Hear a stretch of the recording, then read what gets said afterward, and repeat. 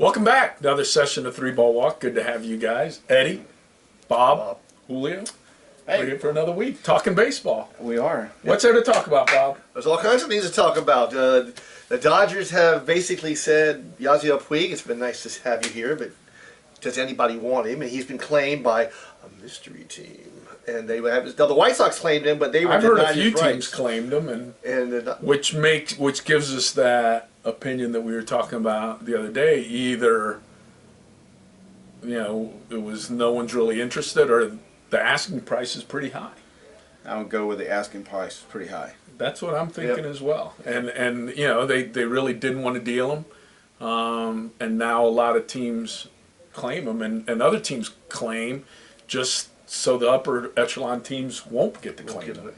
So what happens now that he's been claimed on waivers? What's the process that goes through? Whoever the lowest ranking team in reverse order of record Currently, this year or last year? No, like right now, like the day of the So claim. the Braves make the claim. The Braves have a shot. The Braves can deal with the Dodgers to make a deal for him. now, though is there a time frame this season? So, like, is it 24 hours, 72 hours? I don't know what the time frame is, but basically, what happens a lot, and I remember, you've got a guy who's under a big contract, Alex Rodriguez, let's say.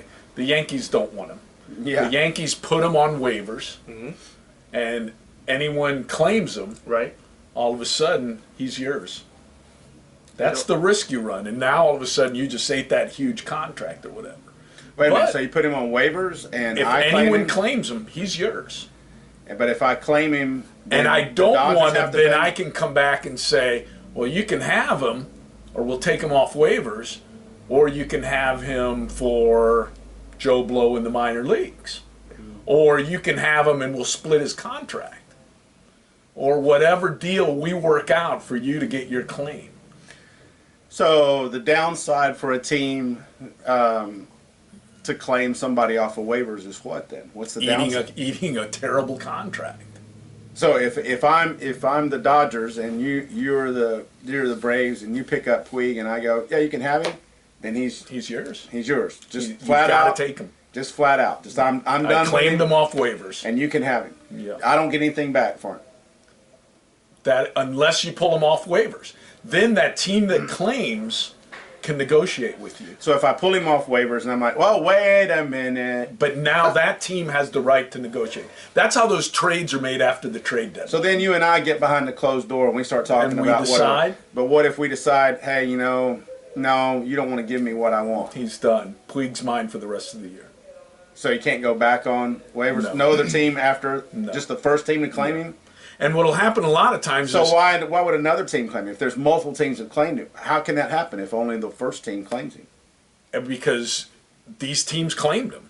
And basically, and I'll tell you, I'll give you an example right now with Puig. And I don't want to say the Chicago White Sox didn't get him, and they're pretty low. But I'm the Texas Rangers, and I'm sitting in first place. Puig would be nice in my outfield and everything like that. Well, I'll tell you what, who's in second place in that division? The Houston Astros. Yep. The Houston Astros don't want the Rangers to get him, so they're going to put in a claim just to make sure that the Rangers don't get him. And it trickles on down until finally 14 teams claimed him. Well, who Has the gets the worst claim? record. The team with the worst record at that time. So that really sucks if you're Puig because you're not going to a contender. Not right now. And a lot of times a contender does. If a guy gets claimed off waivers or gets traded to a team that's in first place or whatever, guess what? Every team passed on him. That's what that means when a first place team winds up making a trade after the trade deadline. That's why it's so hard. So if Puig is, I don't know, say the Reds for whatever, the Reds are the lowest team. I don't know why they would want him, but let's say they wanted him and they got him. And so now they negotiate with the Dodgers, and the Reds say, we'll pick up half the contract and we'll send you 4 prospects. And the Dodgers go, okay, we'll take that. So now he's playing for the Reds. That's correct. All right. Could the Reds then turn around and put him on waivers? That I don't know. I'm sure they could. So if you were, You actually, I've heard it said or could that the Reds trade him for if you're a somebody first else? place team, if you're a first place team or a contending team, that's why it's very important to make your trades prior to the trade deadline. Sure. Because you making trades after are very, very hard because teams have to pass on anyone that you're going to wind Okay. up getting traded.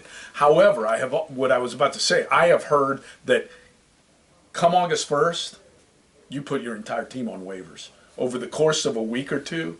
Every guy, and that way you can at least see, hey, I've got so and so and so and so. I can deal with this team, for, and you see who, because if all teams pass, now that guy's free to trade with whoever you want Okay. because that guy has cleared waivers. So the management is clear to trade with whoever, not the player. Correct. Right. The You player's try to still under contract. You try to get one of your players to clear waivers, and which happens on most of them. I mean, teams aren't claiming all the guys, but you sit there, and I know first week in August, second week, the secretary of the general manager is putting together reports. Here's all the people on waivers this week, and you decide who you want to. I mean, it's a hassle, and you try not to let anyone slide. But you can't just put a claim on anyone because What if they call you out on it? They may call you out on it if it's a bad contract that they've got. And they may want to get rid of it and dump it on you, and you said yes, and they're like, "Oh, you can have him." And then you'll you're see stuck. that a lot. So and so was claimed by, who got claimed the other day? I just flat out claimed. Well, someone just put him on waivers. Someone claimed him. He's yours. He's yours. We don't want to pay the last 2 years of his contract. So you also have to look at all their contracts. If you're in the front Well, that- office, you have to examine everybody's contract before you make a claim. Well, you have to remember, and we've said this numerous times, you don't trade players, you don't claim players, you trade and you claim contracts. Right. Everything is a contract. And I think a lot of people, oh, my favorite player, and how could they possibly trade him and everything. When you start thinking of it, like, they're trading contracts. They're not trading. Now, there's players associated with those contracts, obviously. Right. But this guy at this contract may be better than this guy with a lot more talent at this contract. Yeah, maybe if your team sucks. If I'm a team that's trying to win, I don't know that I'm looking at that. If I'm a GM, I know you have to. Then why? Then given that, then in November, if you're a team that wants to win, you should sign every free agent and give them boatloads of money. Well, if you had it. That's the whole point. If you so had you the have to weigh that. Would I rather have these two players for $5 million apiece, or would I rather have that guy for 10? Your you can't theory play is, but well, one if he's of a them. better player, If you can't I play want with the one 10. of them, if you can't play with one of those two, then I want the guy for 10. Now, if I need two good players to fill two slots, then that's different. But if I'm looking to replace one guy with two, I don't know if that's, I don't know if they're going to win with that if those two guys are less players, less quality, less talent, whatever, than the people in front. But don't you think even with all that going on, the odds are there's not going to be a deal made for him until after the season ends, don't you think? with Puig. Yeah. Did you? I actually looked him up last night. The dude's hitting 369. Yeah, He's got 4 4 home home runs, 12 ribbies. He's tearing it up.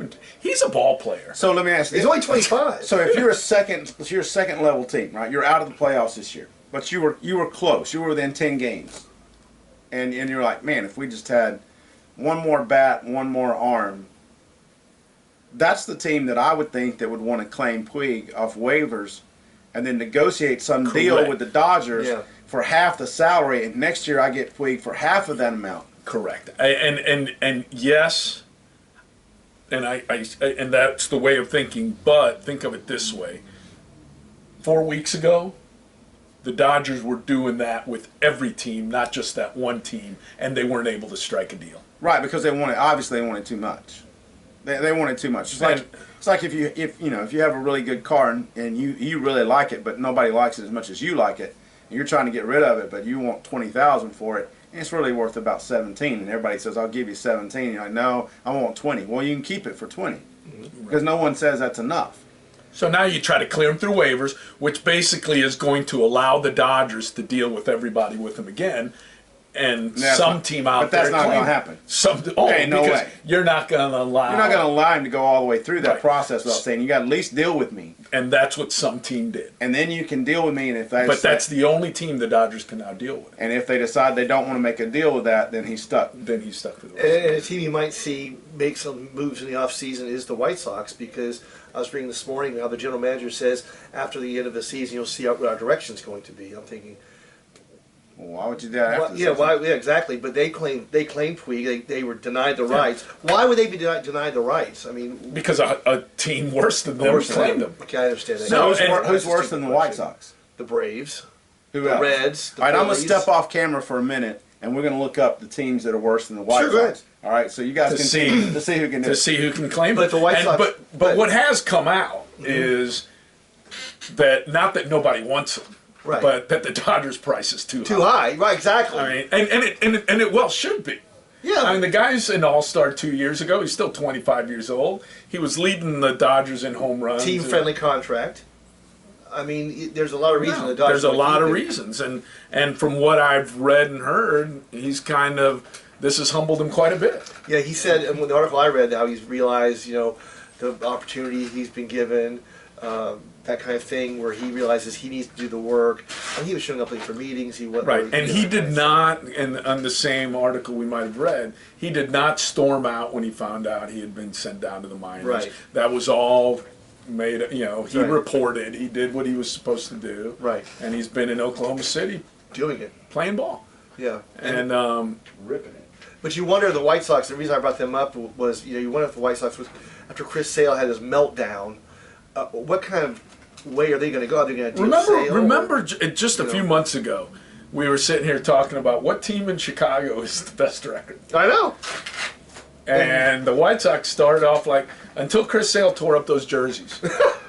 Yeah, Just went insane. What? That was the downfall right there. Just went insane. Yeah, I mean it is. And what does that do to your clubhouse?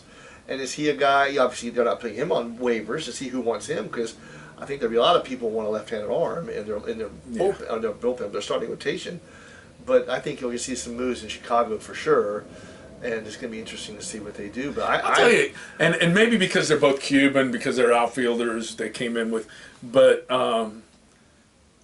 I've always wondered why is, and changing subject altogether, but staying on, why is Cespedes?